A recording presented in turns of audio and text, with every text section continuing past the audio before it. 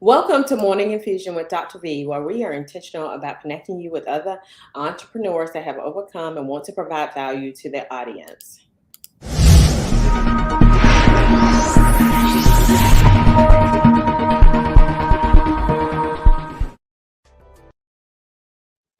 It's Dr. V here, where our coaching program teaches nurses how to work on their computers anywhere around the world, making money, owning their own time, building profitable nurse coaching and consulting businesses. So today, we don't necessarily have an entrepreneur, but we have an international nurse leader. Okay. So welcome, Dr. Carrie Richardson. So, Dr. Carrie, so if someone had asked you, like if someone asked you about a bio. So give them a short bio of who you are. Oh my goodness, a short one? Okay, because I can talk. I can talk all day about everything, and it's okay to talk about yourself every now and then. So, but who am I? So I would say my short bio. To be short, I am a country girl. Came from a small town in North Carolina. Well, I had two aspirations. I aspired to be either a nurse or to go into the Air Force. And my father said the Air Force was not an option. So I became a nurse. I went to an HBCU. Shout out to NCCU Eagles. Y'all Eagles. won last week, right? Yes, honey. Yes. And we can talk about that too if you want to. But anyway, but yeah, so I went to North Carolina Central University. I will say my goal in life was always to become a mother. And I saw myself having 5 children. I knew I was going to be a nurse, going to work in 12-hour shifts, but then I'd run home and take my kids to soccer practice, basketball practice. I played volleyball in college. I was very athletic. So that was going to be my life. Lo and behold, that's not what the Lord had for me, at least not at this particular time. I did go to North Carolina Central University, got my bachelor's degree in nursing, started out at Duke University Hospital, shout out to Duke, as a surgical trauma intensive care nurse. Didn't have any, like I said, my goal was to become a mother and have children. I didn't have any, I want to be this, I want to do that in nursing. It was like, no, I just want to work, make some money, take care of my kids. Got there, quickly got into nursing leadership, just honestly for me working hard, and leaders before me recognized the gift that I had that I didn't even see at that time in leadership, asked me to get into leadership. Got into leadership really early on in my career. This is my 18th year, and since then I have got my master's in nursing education because I thought one time I was going to become a nurse educator. Stayed in the leadership role, worked at several hospitals in North Carolina. And then decided about 6-7 years ago, decided, okay, this is good, but what's next for me? And God opened up the door for me to go abroad. So I went over to Abu Dhabi and helped the Cleveland Clinic open up the Cleveland Clinic Abu Dhabi Hospital as a nurse leader there. Phenomenal time in my career because I was able to actually start a hospital from scratch. So had to take that opportunity, even though my father prayed that I would not go. But, that was one prayer that God honored my prayer versus his. So ended up going over to Abu Dhabi, had a phenomenal time building my team from scratch. During that time, I also had the opportunity to get my doctorate degree, and hence I am now Dr. Carrie Richardson. I got that degree in 2019. I got it in nursing leadership and nursing practice. I'm from Case Western out of Ohio. Was there in Abu Dhabi for 5 years. I said, okay, God, what's next? Because like I said, I never really had this is where I want to go. Whatever doors he opened up to me, other than having kids, that was where I wanted to go. But whatever door he opened up for me, that's where I went. And he said, okay, it's time to move. So I ended up going over to Doha, Qatar to help open up a ambulatory surgery center there with another American organization here. While there, that's when COVID hit. So COVID hit, I turned 40, and then something was like, well, what do you want to do with your life? What are you doing? You're 40, you're in another country, the world's about to come to an end. What you gonna do? And I said, you know what? I'm gonna go back home. I'm gonna go back and be around my people as well as do some work here in the United States. So came back here, Ended up going to Charlotte, North Carolina, because North Carolina is my home. Stayed there for a little while, and I said, you know what, after getting all the international exposure and so many different cultures and diversity, I said North Carolina at this particular point in my life is not it. And so I ended up here in Washington, D.C., where I am the senior nurse director over a heart and vascular division at one of the hospitals here. So that's a quick bio of quick rundown of my bio. I love it. I love it. So let me tell you something. Let me ask you. So how did a door open up for you to go to Abu Dhabi? So look, just kind of like walk through that. So one oh, so you want the real truth or just Yeah, well, yeah, I want the real truth because okay. I will say it makes the podcast interesting. Okay. Right? So the interesting part was I will say I had a colleague that was actually looking to go over to Abu Dhabi. And she told me about it. Now, I would say this is probably 2 years before I actually ended up going. So she told me about it. I was like, oh, okay, that's cool. This is at that time I had just got my master's and they were looking for nursing educators. And like I said, my master's is in nursing education. And so I threw my name out there. Didn't think those people were going to call me back. But they called me back and they interviewed me for an educator position at that particular time. And I was like, okay, got the role. But honey, I was so in love. Sometimes our heart tells us to do something different. I was so in love. And I'm like, oh no, I can't leave him. What am I going to do? No, I can't live without him. Girl, please. Let me tell you, when God has a plan for you, he has a plan for you. I don't care what you say. So anyway, I declined that position. I was like, no, that's okay. Again, my goal was to be married and have kids. My goal was never to, let me go live in another country. I knew I was going to travel to another country because I like to travel, but not to live. So anyway, declined that position. And 2 years later, so one of the positions I had, I was over an endoscopy unit, a procedure unit, and you don't have a lot of leaders that have that skill set. So 2 years later, the people that interviewed me for the previous job remember that they needed a leader for a procedure area. And they remember, I'm kind of silly, they remember some of the conversation, me making them laugh. And they were like, no, let's call her back and see where she is this particular time in her life. They literally called me back for a leadership role 2 years after I originally interviewed. And I said, you know what? Now it's time. I should have went 2 years ago, but I didn't. But now is the time to go. So I said, I'm packing the bags. Let's do it. I had just gotten another pretty high position at Duke. I was loving it. Life was great, but just that opportunity. And like I said, it's rolling around again. I felt like, okay, it's a reason why this is coming back, for you to, it's a reason for this. So go ahead and go. That position at Duke, I remember talking to my colleagues because they were like, you just kind of got here and you're doing great. And it was a role, all of my colleagues were like, they had been in the profession 30 years, 40 years, so they were there to help groom me and grow me. But when I told them about this opportunity, there's like, this opportunity has never came up for something like us. So go. One of my colleagues said, I'm going to retire in 2 years. Go for 2 years. I'll let you know when I'm retiring. I'm going to shoot, and then you come on back. And I was like, deal, let's do it. So that is what literally, and that's what happened. And 2 years in, she was like, hey, I'm about to retire. What you going to do? And I was like, I love it here. I'm never coming home. Ain't ever coming home. I love it. Yeah. So that's how it, it opened up for me. I love it. So now tell me leadership, because leadership in healthcare is challenging. It's extremely challenging. So tell me, how do you create a culture? Because people don't stay because of the building. They don't stay because of the organization. They stay because of the leader. So tell me, and one of the things that, like, I've got this really good friend and she's a leader and she does a really, really good job. Okay. Like, people follow her like all over the state. Right.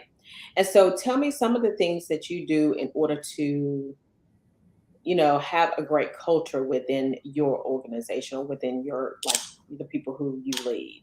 Right. Yeah. So I 100% people work for people, not like you said, not organizations and not buildings.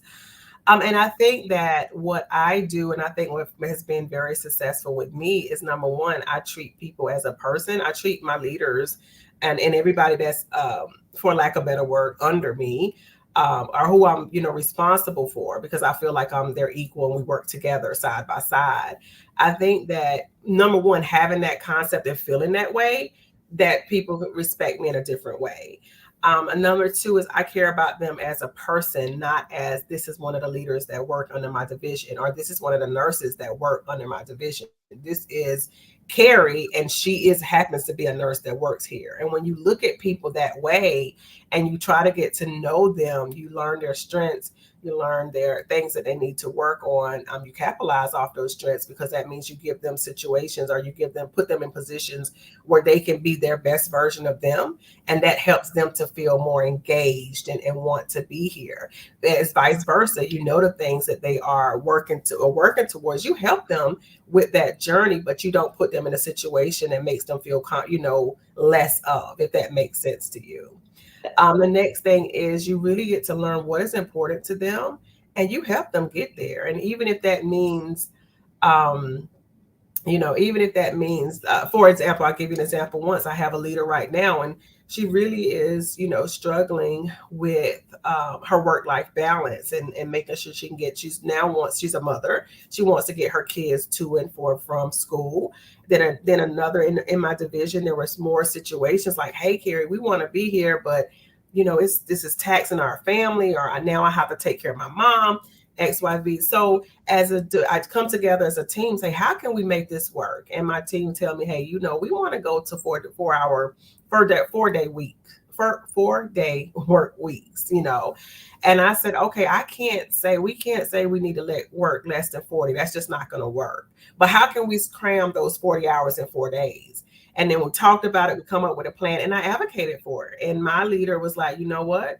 We can try it. Let's do it. So I'm always trying to, sit with my team, see what they think will work, and advocate for the things that they're looking for. And that's where I feel like has been very successful, or has helped me to be very successful, where I've had high engagement scores with my leaders and the teams that I have led. I love it. Because, the deal is that you have to have buy-in from the team. And, I remember it was something just as simple. I had a leader that we had the supply room, just really extremely simple concept. Just do what you like for you to do, right?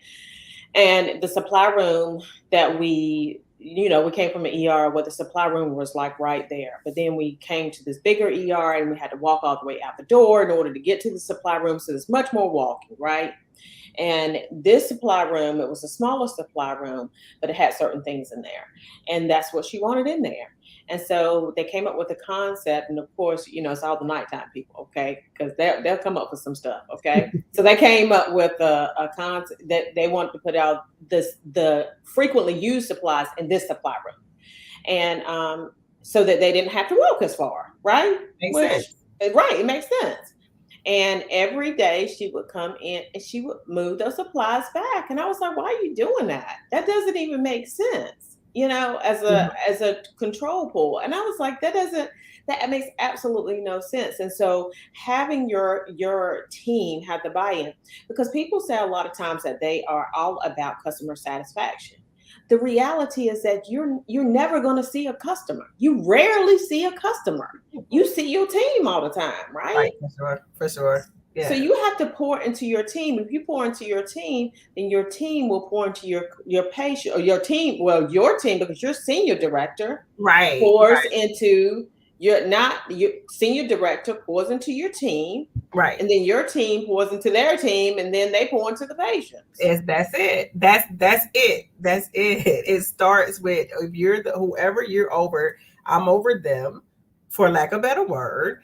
My role is to make sure they get what they need to be mentally, physically, and healthy to take care of their leaders. They take care of their leaders. Their leaders take care of their shift leaders on the floor. Their shift leaders take care of their nurses that they're working at. Their nurses take care of your patients. So it's a trickle down effect. So yes, that's exactly how it is. And that's how pretty much has been my philosophy throughout my whole nursing leadership career. And you know, one of the things that I do know, so I'm a big John Maxwell. So I just tell you a little bit about my story and how I've really kind of got to where I am now, because you have to be, do, have, right? And so you have to become a different person in order to do a different thing, in order to have what you want to have. And so John Maxwell, when I first started with John Maxwell, the reason why I started with him was because I was all about them numbers, right? Mm-hmm. You know, the door to dot, the no left without being seen, all those numbers, those metrics, right? All about the metrics. And then what I was doing was I was not taking care of the staff. But what I did, that's learned behavior, right? Because you learn that from your leaders, right? If your leaders don't take care of you, then you don't feel like it. If they take care of the numbers better than they take care of you, then you feel like that is an okay process. And so what happened was I ended up getting demoted from 2 jobs because they changed it from the leaders promoting you to the staff promoting you. Mm-hmm. And so I ended up getting demoted. And then that's when I started to look internally, because what I could have said is I could have looked externally, because what we do a lot of times is we promote people who are good clinicians to leadership. And that is not what you need to do. You need to ensure that that clinician who is a good clinician can be a good leader, because there are 2 different skill sets. And so I ended up going and reading the 21 irrefutable laws of leadership. And John Maxwell, and the second law of leadership, maybe it's the first or second, it's the law of the lid. And then the law of the lid, he talks about the fact that when he went and he interviewed this young man who used to go and revamp resorts, right? And he said, well, what are some things that you always do? And he said, one thing that I do is I train the frontline staff. And he said, okay. And he said, what's the second thing you do? He said, I fired the CEO. And he said, He said, and John was taken aback, and he was like, you fired the CEO? And he said, yes, I fired the CEO. He said, because it's the law of the lid. Because the law, if you are only a 4, your organization can only go to a 3. If you're only a 7, your organization can only go to a 6, right? And so understanding that if you were where you needed to be, then your organization would be where they needed to be, right? Yes. And I wouldn't have to come in. And so that's the second thing that he did. And so it's good that you understand that concept and understand that role. Yeah, it's funny that you said it. So I was the opposite. I was 100% people in, and early on in my career, I was 100% people. Let's work for the people, and I didn't care about the numbers. That's where I had to have to sit down and talk. Was like, we not making money, Carrie. I was like, oh, but we happy though, So, they was like, what you want to be happy with the lights out? Like, what you want to do now? So I had to learn how to balance numbers. Yeah. So it's so funny how our careers and our journeys are so different. And I will say it wasn't because it wasn't because I saw the other leaders and what they were doing. I honestly am just a natural people's person. Like I said, I played volleyball in college. I played basketball, volleyball, and ran track in high school. And I always been that natural born leader, not intentionally, just unintentionally, people would follow, And so my leaders saw that in me and actually sat me down and said, I'm leaving. You need to take this position. And I'm like, I'm good. I come and do my 12 hours and go do what I need. And they was like, no, you're doing it anyway. You're on every committee. You're on this committee. You're doing that. You're doing this. And they were the ones that actually saw that in me and helped to bring it out. Not because I was paying them attention to what they were doing. It's just because I honestly wanted to be the best at whatever I do. Whatever I did, I wanted to be the best. If our unit wasn't doing something well, then we're going to fix that because we're the best unit there is. And that's how it is. But I would just go back to say it was interesting how our journeys were different. I was not about that money at all. Had to keep the lights on. So now tell me the difference between leading in Abu Dhabi as opposed to leading in the United States. It was so different. It was different because the team that I had over there, I had only maybe I think 2 American nurses. Everyone else were from different countries. And so, number one, I had to find out that a nurse in the United States is not the same as a European nurse, as an Indian nurse, as a Philippine nurse. Outside of the country. Now, once they get into the United States, everyone has to come to our standards. But over there, we didn't have a standard. So we were one of the reasons why they took us, or they wanted Western leaders, was to help us create a Western standard. So it was interesting. The first thing that I tell everybody this story is, in my role here in the United States, it's work-life balance. Carrie, I want to be able to go and go to my child's basketball game. And some of the teams that I've led, they had to be on call. So I'm forever trying to figure out how to balance calls so they don't have to be here as much, and making sure that there's a minimum amount of time as possible that they can be in the hospital. Fast forward to over in Abu Dhabi, I'll never forget, me and the division, the physician, the division of the chair of the division physician, him and I met because I was like, listen, we got a small amount of nurses, and they're going to have to take a massive amount of call. And on his physician side, he has, when we first started, we were very skeleton crew.